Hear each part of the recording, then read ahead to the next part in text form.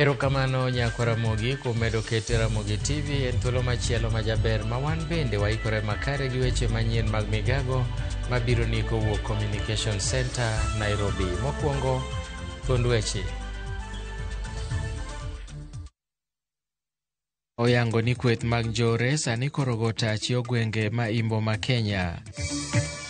The physical presence of the third accused is dispensed with, but she must appear virtually. Doho ma Kisumu ochako kendo winjo buch nek mar Baby Pendo kibiro chiw tarik mar yalo bila mitudo gi nek mare.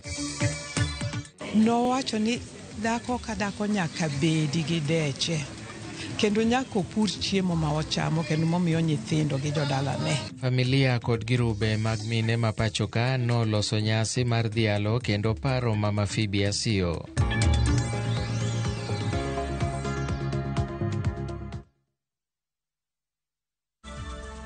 Arwakini machiegni nyinga Milton Ochieng.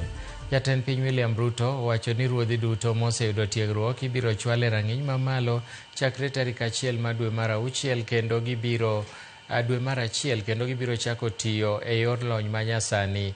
Ruto ne loso e kar yot mar Ebwore Nairobi e kinde maten migawo mar arita ne chwalo ne lipot mar jukwaa la usalama, lipot moyango ni moko kuom gigo mathiro chenro mag arita pachoka gin kaka timbe njore kod kweth njore mabwogo ngima oganda kendo matiyo ahinya e chwalo lwenje kinde siasa, kuo jamni, yedhe mamero ji kod medruok kwan lwenje mag kit chwech. Jatend migawo mar arita Kipchumba Murkomen oyango ni gibiro keto okenge makare mag duoko arita e pachoka mangima, paro mosir kod jalup jatend piny Kithure Kindiki.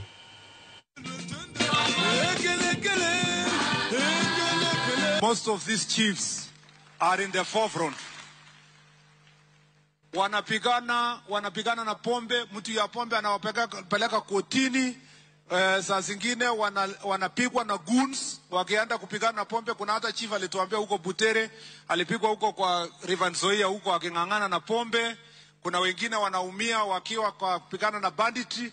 Your Excellency, we need to improve the compensation that comes to all the chiefs and assistant chiefs who suffer in line of duty, and they mean to be compensated in good time. Please, I respectfully request you to accommodate the requests of these our brothers and sisters to the farthest extent possible, because through these people we can expedite. By empowering these people and this cadre, we can fasten and expedite the transformation of Kenya. Nyinyi katika mashinani sehemu zote za taifa letu la Kenya mulijitokeza na mkasema wazi wazi, wananchi wao wakasema wazi wazi ya kwamba haya ndio mambo tunataka yatatuliwe, ndio tuweze kuwa na usalama, ndio tuweze kama taifa tuendeshe mambo ambayo yanatuhusu ya maendeleo, ya masomo, ya kilimo na sehemu zile zingine zote ambazo tunataka kushughulika nayo. Hayawezi kwenda mbele kama hatuna usalama wa kutosha. Doho mamalo ma Kisumu ong'ado nobiro chiwo lai mar winjo buch nek mar Baby Samantha Pendo tarik 26 dwe mar 1 higa manyien. Jang'ad buche Justice Joe Omido ong'ado ni dohono biro golo ng'eto mare, kata kamano tok yango ka chije mitudo gi nek mar Baby Pendo osemiyo obok duto mowinjore mag burano mago moting'o neno mag Aji 33 mag apisi ma Jamin buche mibiro tiyo godo e yalo burano. Omido nonyiso kinde mag riwruoge mochung'ne familia kod jogo mane oroch ratichgi e burano mondo oket andika margi kamoro achiel e neno ni burano ok odigni e seche mochake. Bura manek mar Baby Samantha Pendo nochakore tok yiero maduong' ma higa 2017 kamane magina omake Baby Pendo mane en jadweche 6. Please do not wait for 26th of January to supply these documents. Now that you have the email addresses, if you have a statement tomorrow, please send it, or the next day. We don't have to wait for that date. The physical presence of the third accused is dispensed with, but she must appear virtually. So let them come to court. Once the matter is set down for hearing, then we'll see whether we can excuse them from attending mention. Riwruog lony mar jok mamine mar African Women Studies Center kod Women in Leadership manie mbalariany ma Nairobi norumo kanyakla mar dhialo mosenindo Honorable Phoebe Mugasio kotelnegi kod familia mar mama Phoebe Asio kod jotelo mag jok mamine giparo Phoebe Asio kaka miyo mane ni kod chia mathoth kendo manoketo ber mar jok mamine e chunye. Elizabeth Ajode nigi ler mathoth. En romo mane obag kod African Women Studies Center e timo rapar ne mama mane otemo kelo lokruoge mathoth ne mine pachoka kokalo kuom jiwogi. Gijiwo jopiny ni e seche magiparo Phoebe Asio kik gipar mana timne kende to gitem keto e tim gik mane okedo negi kod puonj mane oweyo. Mon kanobiro ne thieth gi nyithindo ne okwa thieth gi thiedha, mama ne wacho ni upuonjo gi bende thieth kamano kawuono ok bi konyogi mondo gitim ang'o, gibed gi afya maber maler kendo ging'e ritore. Gima notimo kendo mano konyo ahinya ne ni nokawo mon to ng'isogi malong'o ni wach mar nutrition ni nyaka ung'e malong'o. Ka ok idenyo, dala ni ok odenyo, to ok ibed jakwecho, ibedo empowered. Nowacho ni dhako ka dhako nyaka bedi gi deche kendo nyaka opur chiemo ma ochamo kendo momiyo nyithindo gi jodalane. Jotelo mamoko to tiyo kod thuolono e jiwo rawere matindo mondo oti kod thuolo kod okenge ma opogore magintie e kelo lokruoge opogore pachoka. I'm talking to the younger generation. Life is completely different from what we were and what it is now. So the challenge is, do not forget history. Continue to read about the past so that you may be able to do much more than what we are doing right now. Because each one of us is talented in a different way. Bende giparo wuodhe mar siasa, kaka ne en miyo mane ohero kwe, kata mana e kinde mane odwaro kombe ma opogore. Ne en miyo mane ohero siasa, kendo siasa ne en siasa manigi mamuol, ne ok en siasa mar koko. Kenya masani tinde siasa galagala. Noka siasa nigi koko, yanyruok ng'eny, goruok ng'eny. To wan nyithindo yawuoyi matindo gi youth gi kwa luwo tielo kaka mama Phoebe Asio nego siasa, ne siasa ne muol. To mano kwa timo mano to nyalo konyowa kendo nyalo miyo Kenya gerore maber. Weche gi mogik ne mine kod jopiny en ni ji oti kaluwore kod gigo mane mama Phoebe otimo mondo ginyal dongore. Pok wasudo ahinya, wakedo kendo watemo ahinya, to waduto wang'eyo kama wantiere. So this empowerment mane mama miyo wanoero, wadoge kendo, wapare kendo, obo konyowa, obo jiwowa. To gik manotimo gieki, daher ni mondo jowa, owetewa, nyiminewa, nyithindowa mondo otimre nade olu mana pat manoluwo, nekech ne en miyo majachir. Ng'eni ken ng'at majachir, ok ochuno ni nyaka idhi kuongi penj ng'ato gimoro kidwa timo ekitim. Elizabeth Ajode, Ramogi TV. E seche ma jopuonj daro kowuok e bwo okumba machon mar thieth mar Minet nyaka mano mar SHA, e kaunti ma Kilifi apisa mochung' ne rango weche mag ndikruok otimo limbe e thoth osiptande mag rango kaka ichiwo thieth ne jopuonj. Johnson Ndama en japuonj e skund secondary olero ni nyoyudo thieth makare kaachiel kod familia mare, ka komachielo bende jalup jagoro mar Kupet bade ma Kilifi Zachary Apollo okwayo jopuonj mondo mak motegno okumba mar thieth mar SHA. Bende omedo kwayo jopuonj mondo lure kod chike e yorno mar thieth. Teachers, I think they have been yearning to join Discover because having seen their colleagues, the other civil servants, the scheme they were enjoying, they've been. They also get this Discover of medical civil servant teachers 1 million. The lowest is 1 million and the highest 3 million. Matibabu yamekuwa mazuri, hakuna limit kama nilivyoelezewa, na nilipotibiwa pia nikapewa hiyo slip, hiyo invoice. Matibabu yote watoto wangu wote wawili imekuwa 5,650. Tukilinganisha na ile matibabu ya ile kava ya kitambo ilikuwa huwezi fikisha 2,000 kwa siku kwa mtoto mmoja. Lakini sasa hizi nashukuru na nimeelezewa kwamba hakuna limit ama hakuna kiwango ambacho mtoto anatibiwa ugonjwa wote ama hali yote ambayo inahitaji matibabu utatibiwa na utaruhusiwa kwenda nyumbani. As a person who is experienced with the former insurance cover that you have been using, as a person who has been in different hospitals helping teachers, I can testify that we are taken to a better place. Moko kuom jopuonje riwruok mar KUPPET ywak ni josiasa odonjore e yiero mar jopuonje bwo riwruok gino magiwacho ni ketho achiel mar riwruok mar jopuonje kaunti ma Migori. May Abongo wacho ni josiasa ketho riwruok mar jopuonj konyiso jopuonj mondo yier mana jogo madhi telo negi e yo mowinjore kendo kik giyie mondo mi josiasa odonjre wechegi mag KUPPET.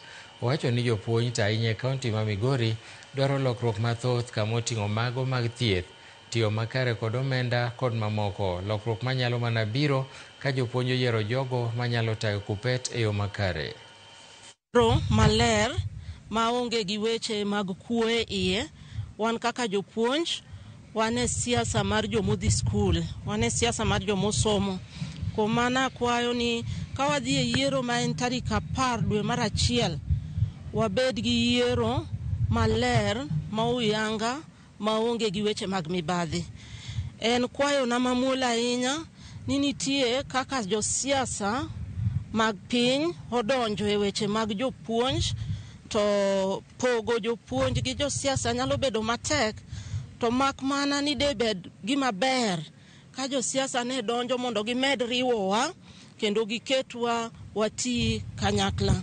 To ka josiasa donjo e weche mag KUPPET aito weche gi lokore kendo pogo jopuonj, to koro ber ahinya. Apisa mag riwruok mar KUPPET e kaunti ma Baringo obwogo mar wedo puonjo koyawo sikul higa manyien ponono ni piny owacho kochopo singo mandiko jopuonj mag JSS e yo mongirore e kinde morak manomigi gi piny owacho chiegni rumo.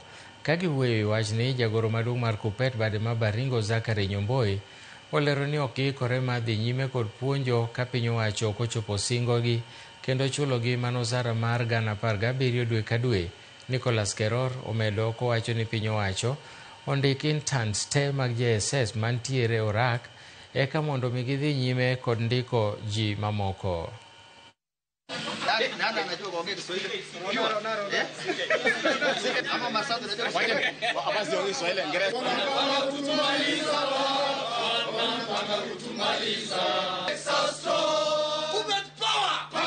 We want to tell Teacher Service Commission, you cannot give us conflicting stories all the time that the teachers cannot be confirmed unless Parliament approves a budget.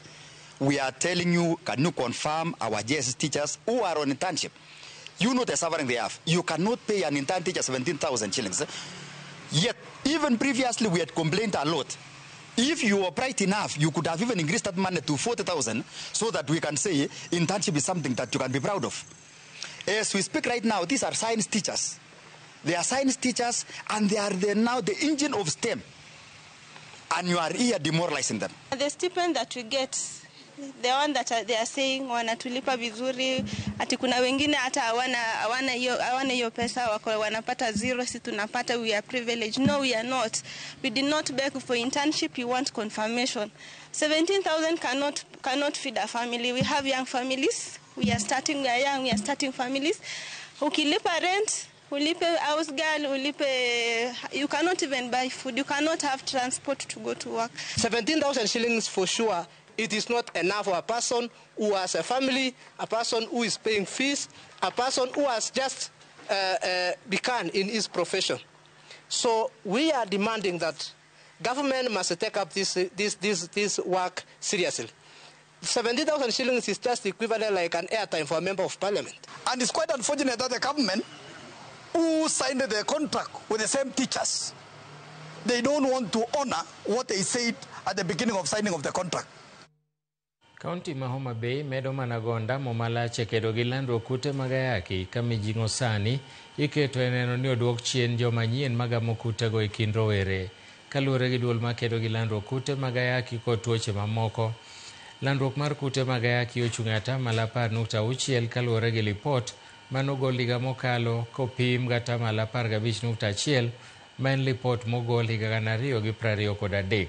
Kaluwore gi lipot makamano, kaunti ma Homa Bay nitiere namba 5 e landruok kute mag ayaki Coordinator mar riwruogno e Imbo mar Kenya, Stephen Oyugi, owacho ni gitiyo kanyakla gi sirikal kaunti ma Homa Bay kod migepe mamoko masiro sekta mar thieth mar medo kedo landruok kute mag ayaki.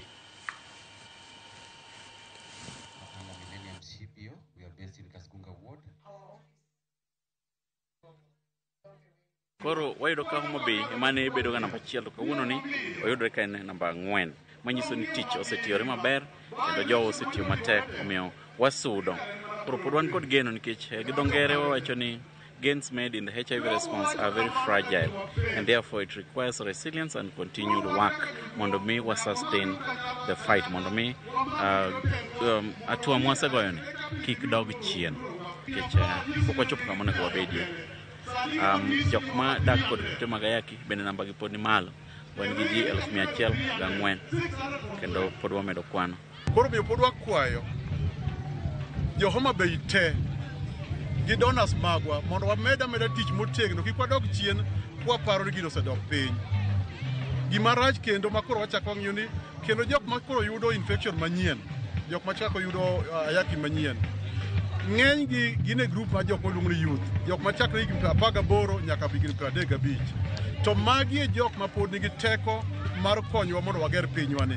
Ka jogi kendo koro nigi ayaki dhi bedo tich matek, omiyo nakwayo mondo waduto wamakre kanyakla mondo wapuonj ji kendo wa make sure ni yedhe bende nitie moromo mondo waduok gini piny. Maheo rowere 1,200 nondikore mokawo pande e chenro manotimore e skund secondary mar Arieda e kaunti ma Siaya. Chenro no kelo kanyakla rowere mathoth e yor tuke, ka jagoro e migawo mar weche tuke e kaunti ma Siaya Angeline Oduor ne opoyo chenro no kendo kwayo jotelo mopogore opogore e counties tiyo gi chenro makama mag neno ni rowere okawo pande.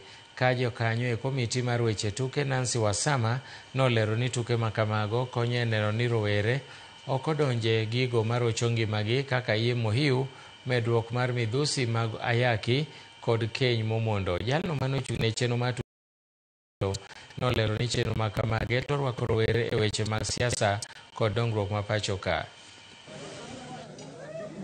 Gima waneno kawuono en evidence ni ji onge kitambulisho. Ji mang'eny onge kitambulisho because ji nochako registering gokinyi to nyaka sani line mar registration pod opong'. To wawacho ni gimotimre kani otimre wards te mondo wa make sure ni by 2027 kila ng'ato nigi gima nyalo wacho kotiyo gi kura neno. Weche mang'eny machandowa kaka drug abuse, early marriages gin gik ma kok wang'iyo to ginyalo ketho community wa. Koro kawuono wa bet gi rawere kendo aneno ka gigo mpira to maduong' en ni gikawo time gi mondo kik gibede weche manyalo ketho gi. For 1,200 people to come out, it means we still have a huge number out there. Madwaro ID. Again, we are starting to sensitize our people to register as voters so that they may take charge and take part in shaping the destiny and future of this nation and this community. Kawuono an pok nyocha temo to natemo mayudo waiting sani koro amor ne wach ka ID obiro to wabiro dhi to wakawo ID to wayiero koro government maber ma wadwaro manyalo konyowa. Na poteza ID 2022 to mi ayudo asemenyo 3 years pok nayudo to wang' ni nayude amor kabisa. Ka giyudo ku ID to gibedo thuolo mar dhi kwayo tije kuonde mopogore opogore, biro konyowa kuom idleness ma thagowa gi nyithindo. An nyocha onge kode lakini amor nayude kendo higa manyien ang'e nadhi ako kura. Erokamano. E kinde ma piny mangima ingo ndalo 16 mag kedo gi ratich oganda, moko kuom jokedo ne ratich oganda kod jod bura e kaunti ma Siaya oseo piny owacho kuom paro mar tieko chutho kuonde rito nyithindo maonge mier kata orphanages, ka giwacho ni piny owacho onge kod nyalo moromo mar rito nyithindogi nimar kata okenge malong'o manyiso kaka gibiro tayo chenrogo onge. Kotelnegi kod Elizabeth Ngoru mar Hezron Empower Baba Nyumbani ne ginyiso luoro margi ni nyithindo mang'aw e kuonde rito nyithindogo eko nyalo yudore kama rach, ka koro gikwayo piny owacho mondo kuongo ket okenge mong'ith manyalo miyo gigeno ni chenrono biro dhi nyime e yo makare motelo ne kete tim.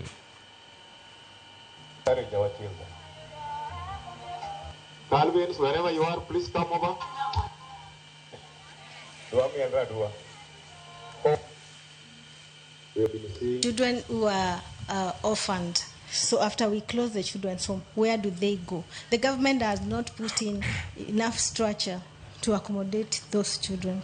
So what we have planned to do as an institution is to make sure that we support those children. Even if we are told to reunify them to their guardians, we still continue to support them. But our appeal is for the government, if they really want to close children's home, then they need to put proper infrastructure for those children to be accommodated, because at the end of the day, these are our children. We are not going to chase them away. This is the home that they know. Biggest challenge that we're having right now is you have Kenyan Care Reform saying that they want to close places like this down. But where will you put the children? Because you keep sending them to me. So it's better that we work together so that we can continue to expand the work that we do and ensure that not one child is missed. So I think helping the orphans and helping the widows should be a national disaster.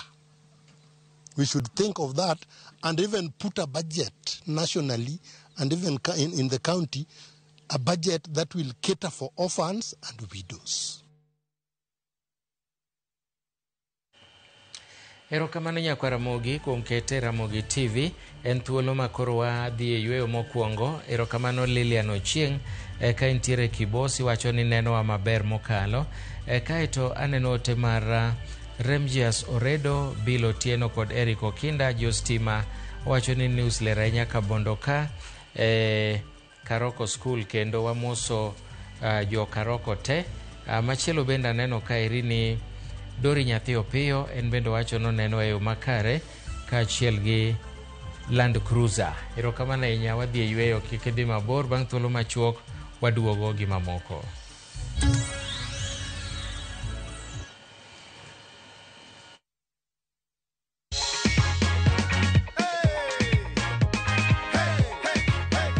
Wendo mshindi wetu wa weekly winner ile ya 500,000 Kenyan shillings. Wendo mshindi wetu. Thank you God, thank you God, thank you God. I'm grateful. Nashukuru.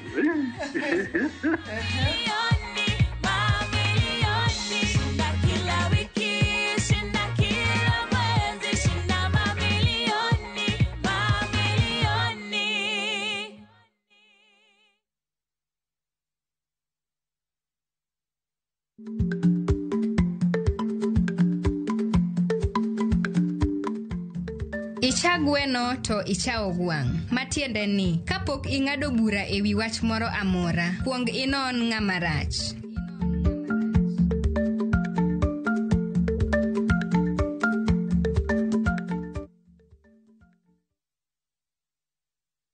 This festive season, find your joy at the tip of Africa, where mountains meet the sea and every sunset feels like a painting. Because the true beauty isn't just seen, it's felt in the laughter, the wine, and the rhythm of Cape Town. From just $1,800 per person sharing, enjoy 5 magical nights exploring Table Mountains, Cape Points, and the heartbeat of South Africa. Travel to a place that moves you. Few travel, moments that matter, memories that last.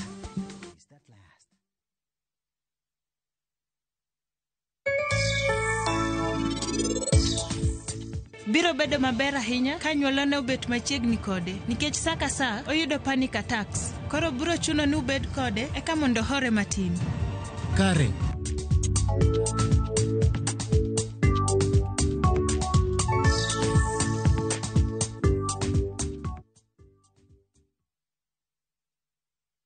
Apenyi baba duoka, Raila mane dwaro koso. Kosomola ikorwenyo kumanorgie Magi kawa gombowa Apenyi wono simbo duoko wa joluo Raila mane dwaro koso Kosomola ikorwenyo kumanorgie. Mondo mi iyud thuma mar Raila Tribute kaka Sikiza Tube mari D *811 *343#. Ramogi TV e od jothumbe duto.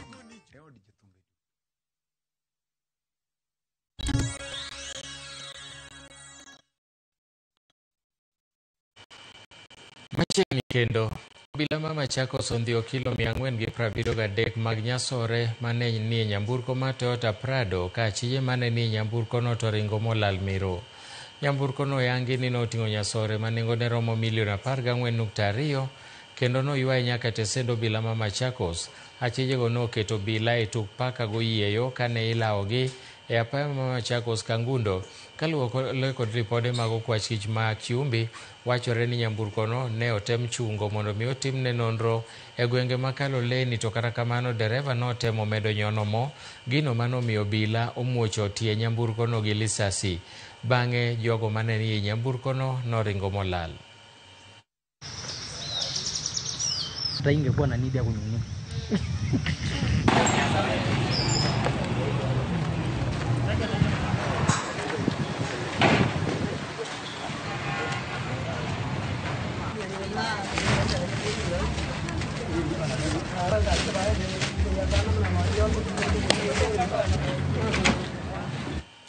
Jokanyo e migawo mar thieth e kaunti ma Mombasa kwayo sirikal mamalo kod mago mag counties mondo ket omenda e weche mag teknolojia kod yedhe mar neno ni gikedo kod tuoche maricho mamako jodak modak e rang'iny mapiny. Kane giloso e kar chung' od bura ma Changamwe e seche mag chiwo thieth, ne giwacho ni tuoche mag sukari, presha kod kansa osekelo pek ne jodak modago ngima mang'aw. Bende giwacho ni nyaw manie sekta mar thieth e alworano osekelo medruok mag tuoche, ka koro gikwayo sirikal mondo oket omenda e masinde mag lony manyasani mabiro konyo e rango chal mar ngima jodak e gwenge ma iye.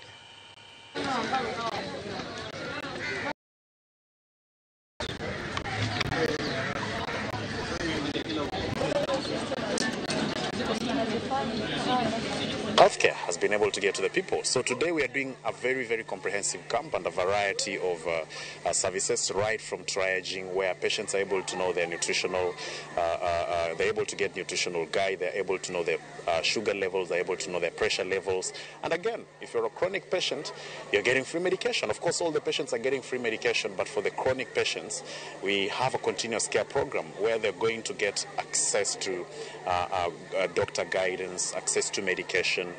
We are targeting the elderly and the women, and so far we have seen, or we have reached more than 1,000 people, and we are targeting above 2,000 people.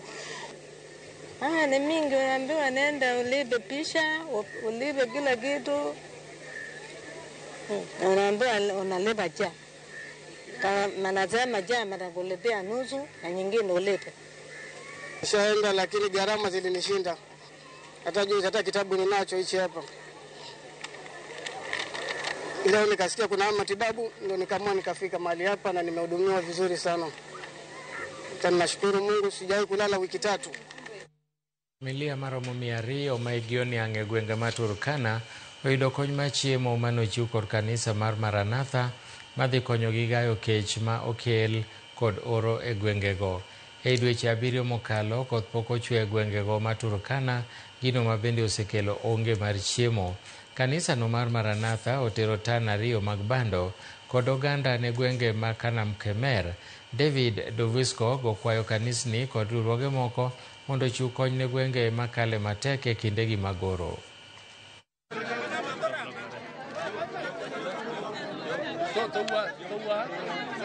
And I'm very happy to come here just 1 month before Christmas. We've had a wonderful meeting here in the church today, and now we are handing out some relief food for some of those who are needing some help with some food. We know that the need is bigger than we can provide, but we have given it as a sign of the love and the fellowship between the Swedish people and the people of Turkana. So this is just a little sign of a gift which is given in advance of Christmas for some people who are in need of help. And they have been standing with the church for many years, and they have been responding whenever we have been getting drought in Turkana. The Trosginistan, our mother church, our mother mission office, they call Trosginistan, is in Sweden. Maranatha is in Turkana. It has been in existence for many years. We've reached many places. We have many churches in Turkana North, Turkana Central, Turkana South, East, in all constituencies of Turkana. We are there, we are reaching people, and we are helping. We are supporting education. we are supporting the needy, we are giving water, we are giving relief. Jopuonje koro osechako yudo thieth e bwo okumba manyien mar thieth mar SHA bang' darogi ka giwuok e okumba mar thieth mar ji giwegi mar Minet. Okak ma kamano koro nyiso ni winjruok e kind TSC kod Minet koro chope gikone ni mar sani koro chenro mag thieth mar jopuonj idhi chulgo okumba mar thieth mar SHA kende. Elizabeth Ajode nigi ler mathoth. E bwo higni 10, kambi okumba mar thieth Minet osebedo kachiw thieth ne jopuonje mane TSC. Chenrono norumo ma bang'e jopuonjo dar kitero e okumba mar SHA okinyi ma kawuono. Alufe mag jopuonje koro biro bet e bwo SHA ka gigeto ni thieth mane giyudo biro bet maber moloyo e bwo okumba mar SHA. E osiptal ma Kenyatta National e boma ma Nairobi, jopuonje osechako yudo thieth e bwo okumba no mar SHA. We want to confirm that 42 teachers transited into the new scheme. And as at this morning, we also received 15 teachers who came to seek for treatment at Kenyatta National Hospital. And we have served them under the new scheme under SHA. E osiptal ma Malindi bende, jopuonje mane ochopo kanyo mar yudo thieth bende ne okonyore. We are hopeful that this insurance cover is going to solve several problems where teachers have been struggling in hospitals. A teacher is supposed to be admitted, but the insurer is saying treat as an outpatient. Matibabu yamekuwa mazuri, hakuna limit kama nilivyoelezewa na nilipotibiwa pia nikapewa hiyo slip, hiyo invoice. Matibabu yote watoto wangu wote wawili imekuwa 5,000. Matibabu ya ile kava ya kitambo ilikuwa huwezi fikisha 2,000 kwa siku kwa mtoto mmoja. E bwo okumba mar SHA, jopuonje kod familia mag-gi igeno ni biro yudo thieth makare kaluwore kod weche mag TSC kod migawo mar thieth. E seche mabende tend SHA osingo loso ng'ikni mora mora ne jopuonje kod jo-Kenya duto. We have put surveillance teams across the country to monitor the transition and real time how teachers are transitioning into this medical scheme. Teachers have accessed outpatient services across the country. No teacher will miss out and on any treatment. Banketo ayanga chenrono, pek tich koro ni kuom SHA eneno ni okumbano biro tiyo seche duto 24 pile ka pile e keto ber ngima jopuonje kod jo-Kenya nyime. Elizabeth Ajode, Ramogi TV. E seche gima koro oganda ikore ne bago nyasi mopogore e dwe ni ma Disemba, onagi modak e boma koro ijiwo ni mondo yudie thuolo mar ringo dhi Kaluo mar bedo kanyakla gi jogweng' kendo tayo chenro gi dekelo e dongruok. E kinde mag nyasi ka ywagi maduong' en ni pek mar ngima. Joja oko nigi ler kowuok Mombasa. En romo mar loro higa mane okelo kanyakla jokanyo e riwruogo nagi midendo ni Nyikwa Ramogi Jomvu Luo CDO e od bura ma Jomvu Mombasa. E romono mane otelne kod patron Victor Abayo, jokanyo ne ojiwo mondo mi okawie thuolo ni mar Desemba cherore Kaluo kendo tayo chenro mamoko mabende kidek kelo dongruok e kor gwenge. I encourage members ne ng'ato ka ng'ato kana faso chopo mare rusa kama ng'ato nyaka ring dhi e dala mondo dhi ong'e ni to ka ode manogero cha oulo dhi go koso nitie, odhi ong'e ni to min gi mowe dala cha ni ngima koso chal nade. Joluo thoth gi lal Mombasa ka nikech Mombasa kidonjo Mombasa to wacho ni donjo yot to wuok tek. Ji mang'eny sani gin jo barua. Iyudo samo kata ng'ato mondo mi oyud pesa munyalo ng'ado ogero mondo dhi go dala. Aliso be 10,000 mondo dhi kiduogo mar kuom ng'ato achiel. Koro kien nyithindo kata na beach. To tich ne ke barua. Denyo nyithindo bolal. Nitiere jok manobiro chon maparo ni mage ma jok ma mistake mage ne gibiro kone mage lokore jok kone. Koro wacho dholuo to wacho dhok makoni ndi. Koro mage jok moko dhi dala. Lakini jaluo kamili manobiro gi gari moko nyuol ka. To dhi dala ya basi sepong mai no nyaka bei. Kata kamano, negikoni biro gi kanyakla e thuolo mar higni 2 mosekalo, osereso jokanyo mathoth to chutho ni mar thoth gi gin mago mayuto gini piny. Wan gi merry go round, wan gi investment committee ma plan investment mar group, wakonyo jowa bende manigi shida kaka ng'ato oyudo masira. To grupni wabiro for unity with a purpose. Wabiro mondo wariwre mondo wagere wan wawegi.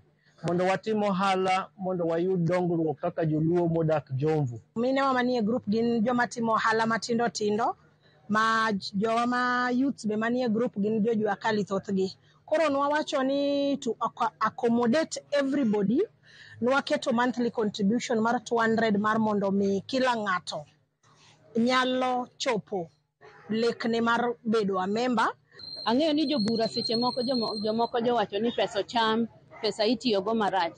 To magi gin gik mawuok ga ka onge transparency mag pesa matiyo mag jobura. Kabinde gilero ni ma en achiel kuom chenro mageto bedo gi duol e weche mag telo. Wasicho dhano 250 gi sani. To pod bende wakwayo wan gi thuolo mar rwako jowa moko manyalo biro mawelo manyalo gombo mondo miyo obed kodwa kanyakla achiel.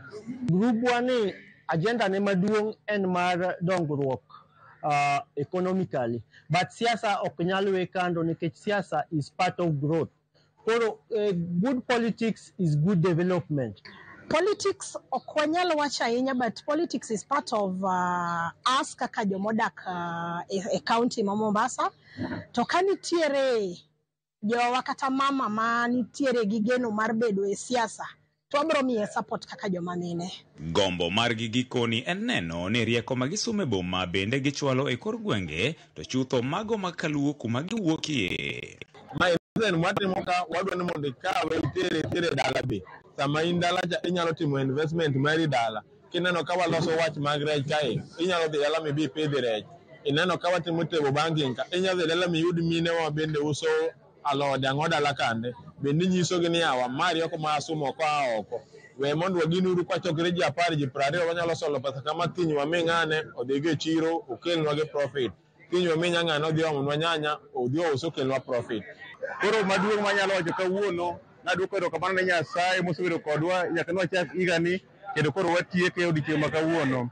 Ka jodala madhi e Christmas, anyalo wish ji Merry Christmas to gi Happy New Year. Ne sani koro wadhi e December. December oting'o gik mang'eny, to January be biro ne nyithindo madhi skul. Akwayo ne parents kata kwadhi e gini kik wa celebrate ahinya, madhi miyo ka nyathi kochopo January mwatero nyithindo skul to koro yudo ka tamoa. George Aoko, Ramogi TV, Mombasa. Chakre yiero ma higa 2022, gavana ma Homa Bay Gladys Wanga kaachiel gi jalupne Oyugi Magwanga osebedo katiyo kanyakla e gino manenore kachal ni kwe ne nitiere e tayo chenro mag Tend County. Kwe ma kata kamano sani nenore nochope giko mare bang' awayo jogore gi lak. To ere kaka Gladys Wanga noyudore kod Oyugi Magwanga e laro kuom Tend County ma Homa Bay? Cynthia Onyango duokowa chien e sigand Oyugi Magwanga kod Gladys Wanga.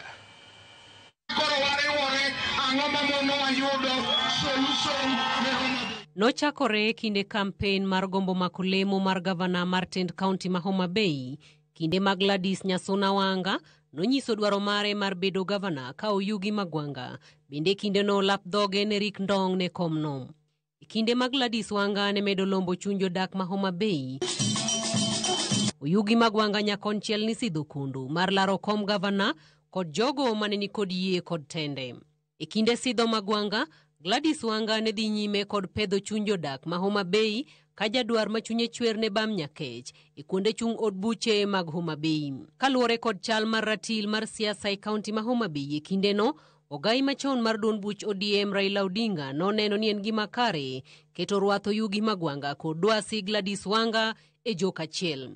Raila Odinga noriwo Wanga kod Magwanga e laro komb Tend Homa Bay ka Wanga ne dhi bedo gavana to Magwanga tiyo e bwoye.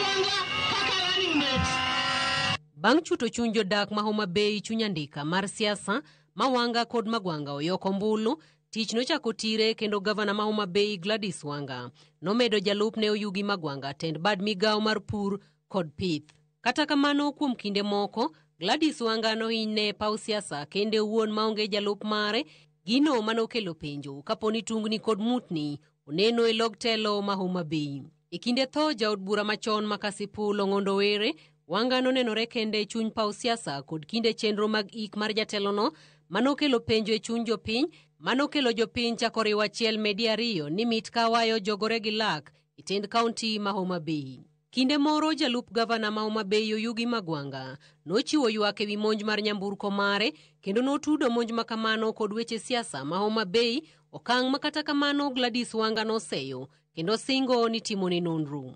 Mano nenore ka guro musmal maliet e chuny adhola ma pod lit, en jalup gavana Oyugi Magwanga nyenyore lela kendo chiwo sir mare ne jachung' e laro kom jaod bura Makasipul Philip Aroko, okang' manokelo penjo mathoth ewi chung' mar gavana kod jalup mare, ahinya to e chal tend Homa Bay kod duond buch ODM.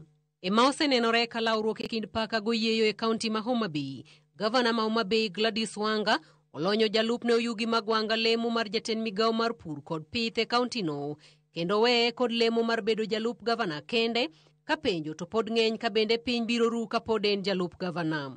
Okang' makamano weyo komoyo siasa ma Homa Bay e papalanga, kendo nyiso e ler dunyruok ma osebedo e tok katen kuom kinde mogwaro.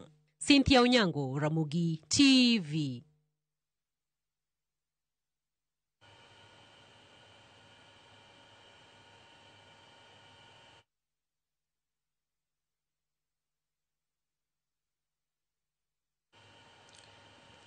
Sirikal kokalo e duol mochung'ne dongruok e alwora ma Nam Lolwe, Lake Basin Development Authority ochako chenro mar yaro pith mar ochele ma Kimira Oluch Irrigation Scheme e kaunti ma Homa Bay madhi muonyo milion 5 e tielo mokwongo.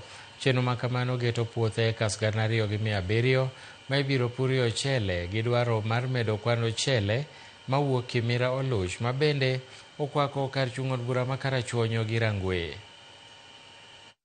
Jopur ma 1,400 osebedo katimo pur mar ochele bwo chenro mar Kimira Oluch, chenro momako kar chud bura ma Karachuonyo kod mano mar Rangwe, kendo gisebedo ka giyudo sir kuom sirikal kokalo e duol mochung'ne dongruok e alwora ma Nam Lolwe, Lake Basin Development Authority. Kaka yor medo bero chenro mar pur ochele e Kimira Oluch, Lake Basin Development Authority koro chako yanga chenro mar medo yaro pur mar ochele e alworano mageto puothe ekas 2,700 e tielo mokwongo mar chenrono, ma bende dhi muonyo milion 5.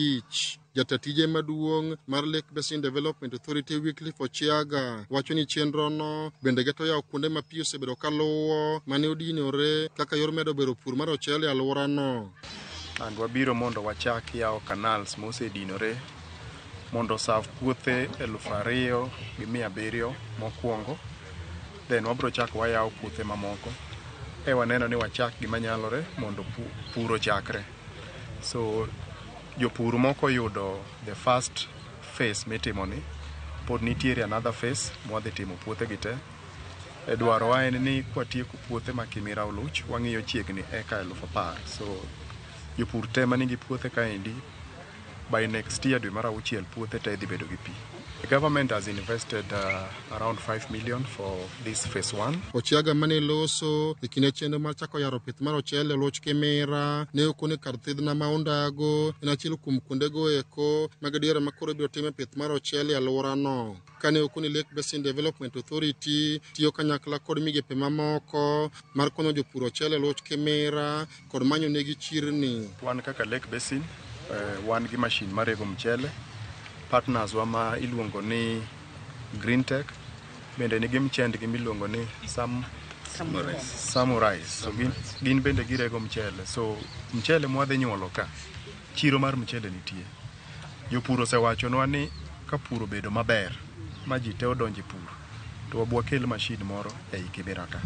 So wan bende wa challenge gini wakuong wanene kaka pur no timore mondo wakel machine ei Kimira ka. Wadwaro ni by the time watimo the first harvest bang' efforts mwaketo gite, puodho achiel eka achiel gol kata mana tan 4 kata tan 4.5.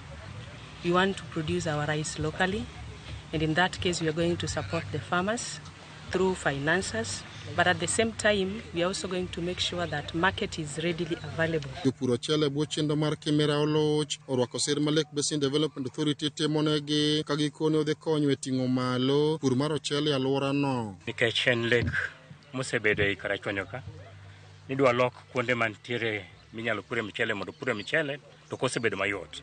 For the first time wayudo partners moyie mondo lok Ondago, olok Riwa and along the lake region ma tiere Kindu area ka. Osebedo kuwa haya mana puothe kocha mondo pur mchele. Kata sani an gi several bags kanyo mapukarego. So biro this irrigation scheme dhi konyo kabisa. Kendo ng'ama riek, ng'ama nigi tekre nigi hawe mondo chung malo kado tim gik manyalo timo because of this scheme. Grube mosebedo registered. Sani wan kod grube madhi 500. Group man kod interest groups. To gin about 500. Each group is 25 people. To kagi biro wamiyo gi pesa kae to gipuro godo mchele. Koro kod partners makoro biro sani aneno ka koro mchele dhi bedo a reality in Central Karachuonyo. Alia Beach, Ramogi TV, Homa Bay. Chenro mar jiwo mon liete misiro gi kanisa mar Free Pentecostal Fellowship in Kenya ne obago wuoth moyiedhi mar jiwo kampen mar ndalo 16 mar kedo gi lwenje mag kit chwech kata 16 days of activism against gender-based violence e kaunti no. Apisa matayo chenro no ero Dorothy Muga wacho ni chenro no geto mathiro timbe marocho ratiro mag mon liete. Wuodhno nochopo e Ng'iende e chokruok mane obagi e sikund primar Masega mantiere Ugenya kama ne jokedo ne oganda no medo jiwo jotelo mondo mi ochwal chike mag dongruok mag ngima mon liete kaka ranyisi en paro mar chik mageto rito ngima mon lietego mowinjore ketie kogno gi gavana James Orengo. Doritie dhako machuore osetho, owek sande, owek chome gi lwenje mochomo korka puothe, owek moko kuom gimayo nyaka nyithindo, giweye gik machal kamago, gimiye mamani thuolo gi nyithindgi, giwene mamano obedie gi lop chuore ka chuore osetho mano en lope, en ema en gi ratiro mar rito puodho no nyaka chieng' moro nyithindo dongi. Mon liete ratichgi osebedo ka iketho to ging'eyo nikech otwe gi chike mag joluo man nyaka teri titeri gi ng'ama ikia, ng'ama janeko, ng'ama ni kod kata kute mag ayaki. Mamano be mosebedo gimomiyo wan e piny luo kane ayaki ochakre makata gisani ne cases mag ayaki ng'eny ahinya moloyo kuonde te. Imayi nyaka lo nikech inyuolo nyiri.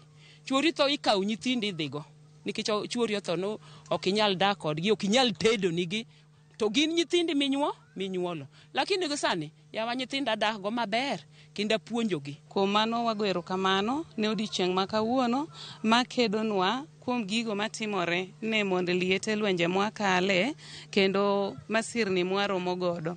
Widos wetewa wawuothuru maber yawa, kik wamiye ni chilo moro kuomwa ka ni seche moko wawondre ni wan widos to kiny ineni gi ng'ama chielo, oruye ineno gi ng'ama chielo, kik waketie chilo kuomwa da. Erokamano nyakwara Mogi, wadhi e yweyo machielo. Pascal Olajo gi Pauline Pascal mar Kabondo Nyasore School wacho ni ler mar atari. Kik idhi mabor, bang' thuolo machuok waduogo gi weche tuke.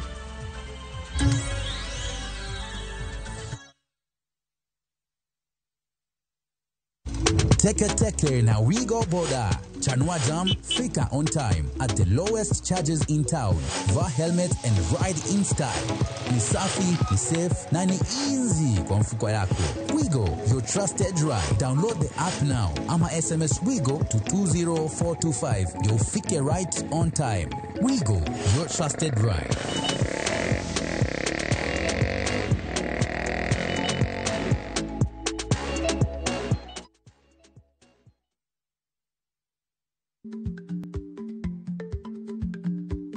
Chako chon loyo dhi kajuoga. Ma tiende ni bedo gi ikruok momondo, geng'o masiche kod midhiero mang'eny mabiro e ngima dhano.